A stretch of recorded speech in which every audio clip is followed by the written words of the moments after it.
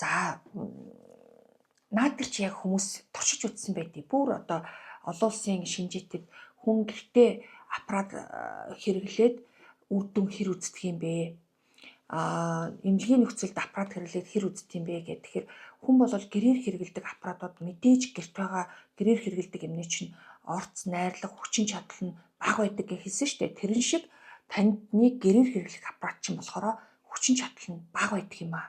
Арсны гүнд нэвчиж байгаа нэвчилт бага ерөнхийдөө таны нүүрэн төрөж байгаа одоо бүтээгдэхүүнүүдийн чинь нөгөө арсанд арай чигштэй нэмэгдүүлэх, арай жоохон гүн нэвчүүлэх, гараар нэвчүүлж чадахгүй байгаа юмыг нэвчүүлэх зорилттой ийм байдаг бол доторх асуудлыг шийдэж байгаа зорилт бол байдгүй маа.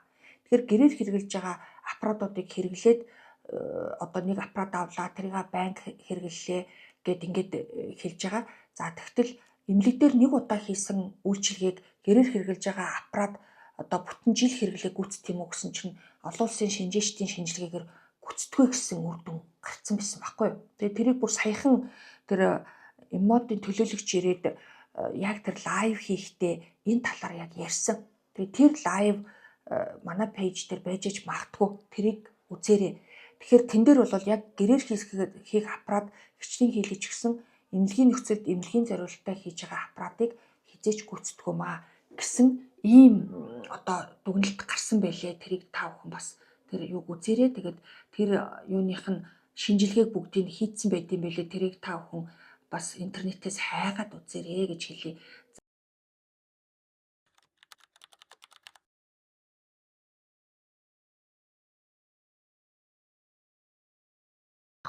Үгүй байнга хэлэхгүй. Одоо ингэ нэг хэлэхээр нийлээ ингээд гүн байсан газарт чинь энэ идэгдээд эс нь цөөрцөн байдаг байхгүй юу? Тэгэхээр нөгөө эс нь цөөрцөн газар чинь нөгөө коллаген эсийн төлжүүлэлт хийгээд өгөхөөр байгаа эсээ сэтэлжүүлээ тэнд боломжит хэмжээгээр төлжилт явагддаг.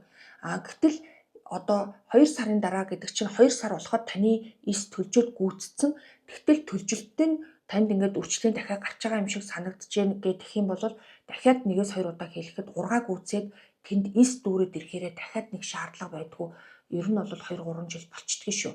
Тэгэхээр одоо та нэг хийлгээд үрчлээ дахин тодорч байгаа юм шиг санагдж байгаа бол дахиад нэг хийлгэчээрээ 2 сар болсон юм чинь хийлгэхэд зүгээр. Тэгэхээр дахиад таны олширсан эс дахиад төлжнө гэсэн үг байхгүй. Тэгэхээр оргуу хоосноос юмыг хийхэд бол хүндрэлтэй шүү дээ. Жишээлх юм бол хүмүүс нүднийхээ доотлын өөхийг юу ч байхгүй болоод энэ бүр хонхоос харалцсан хүмүүс хүрдэрдэг байхгүй. Тэгээд энийг ингээд төлжүүлэхэд бусад хүмүүсээс илүү хугацаа орно. Бусад хүмүүсээс илүү одоо энийг одоо эдис байхгүй болтол нь авцсан юм чи байгаа цөөхөн эдисийн төлжүүлэх ажилбар чинь зөндөө ажилтай болдог байхгүй. Тэгээд дээд зохио татуулаад хүмүүс өөхийг авахгүй болоод хонхоос юм болчдөг. Залуудаа мэддэхгүйс нас ахаад ирэхээр зүгээр нүд нь амар хонхоочдөг ийм хүмүүс байдаг. Тэгэхээр энэ хүмүүст бол ерөөсөө тэр хагалгаа хийлгээгүй эдисийг авахгүй чаяагүй тийм хүмүүст хийлгэхээс илүү олон хийлгэх шаардлагатай болтгоо. Тэгэхээр энийг бас анхаарч үзээрэй гэж хэлье.